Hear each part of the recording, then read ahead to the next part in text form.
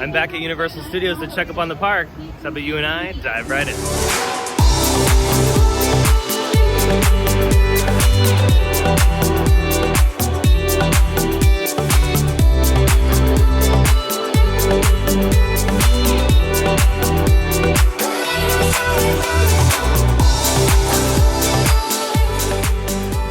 Well, hello everyone, and thank you so much for tuning back into another theme park obsession video. My name is Dylan, and if you're new here, welcome.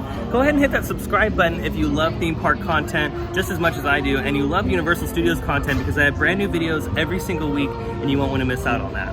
Also, if the videos aren't just enough for you, you can also follow me on Instagram at Theme Park Obsession.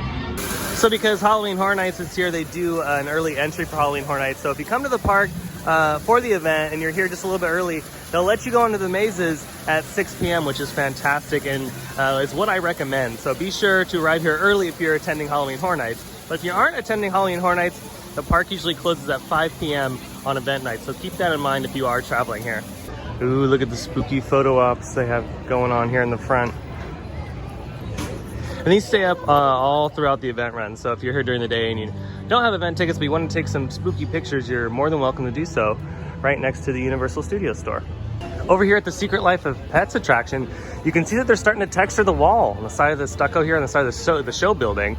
So it looks like we have some brickwork going on. And in the front, they might be doing a lot of work with the windows and some more brickwork, but that's really cool to see. I'm surprised they didn't finish it like further down the show building, but either way, it looks nice. On this particular side, it is pretty hard to see through the scrims, but you can ever so slightly see some detail, especially like right down here. You can see they've have a primer color. It looks like a lot of it's white, so I would assume they're going to paint that a different color as we get closer to an opening next year. But the details are emerging, which is fantastic.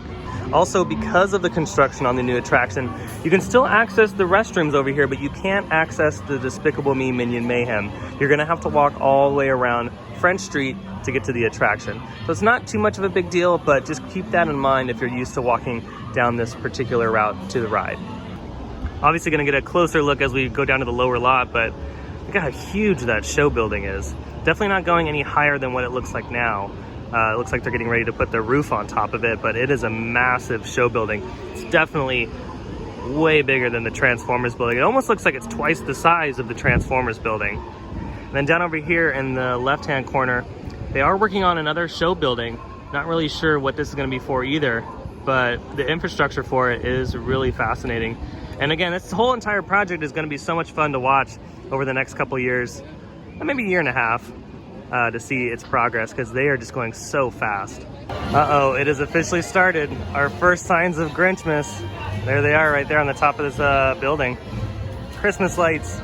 As far as Hogsmeade is concerned, remember that this area closes early because of Halloween Horror Nights as well. So sometimes it closes at 5 or 5:30, depending on the day. So again, keep that in mind as well as you're traveling to the park. And remember, the closure of all the Harry Potter attractions is only on the HHN event nights. So again, here's yet another view of the entire lower lot project and its scale, because it is just massive. And yeah, you can see that this building is multi-level. So I don't know if the attraction is going to be on both levels or just on one level. And the second level will be used for office kind of space. Either or, if it is multi-purpose, that would be really efficient. And it seems to be the reoccurring trend for a lot of new attractions here at Universal Studios, is that the buildings are used not just for the attraction, but for other purposes as well, which is really smart because obviously space is limited here at the park.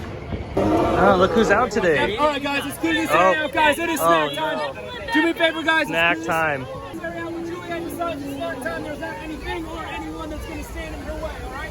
How cool is that? Isn't that like the coolest puppet that Universal has ever done? It's just so neat. Such a great idea. I mean, I obviously wish the area was more lush like it is in Orlando, but aside from that, this is just so cool how they have the raptor encounter and they have the Triceratops gig going on out here. I mean, it's so cool. All right, and then here's an even closer view of the show building for the new attraction coming to the park in the next year and a half or 2 years. And again, yeah, I just can't get over how huge this building is. I mean, here's the Transformers building right here. So it looks like the Transformers building is slightly taller by just a smidge, but I don't think they're really done with this top level. They could add just a tiny bit and then shave it off with the roof. But other than that, I mean, look at how far it goes. I mean, it goes from all the way over here to this corner over here, and that's just one attraction. Assuming it's just one attraction. It could be multiple attractions, and who knows what they're gonna have up here, but super exciting stuff. I can't wait to see what this is, and I can't wait for it to open. You can see how huge those crossbeam supports are for this structure. There's a lot going on here as far as structural steel. I mean, it has to be because of California, and our building codes are a lot more strict because of the earthquakes here.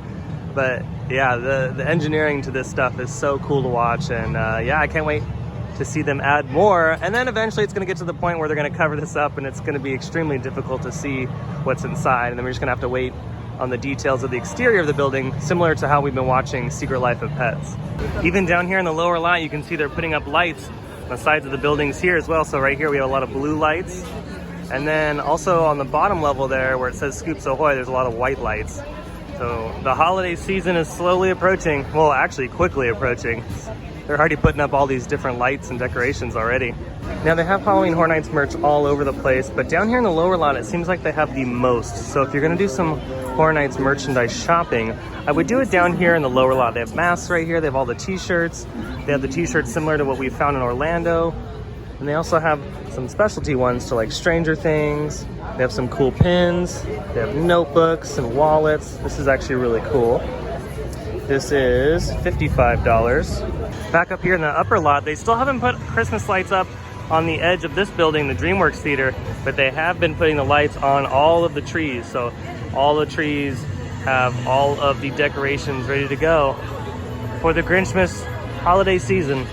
Universal Studios Hollywood wishes you a happy Halloween and a happy holidays as well. Well, Halloween Horror Nights is in full swing here at Universal Studios Hollywood, but that doesn't mean the other projects aren't, and the progress on all these other projects in the park are incredible.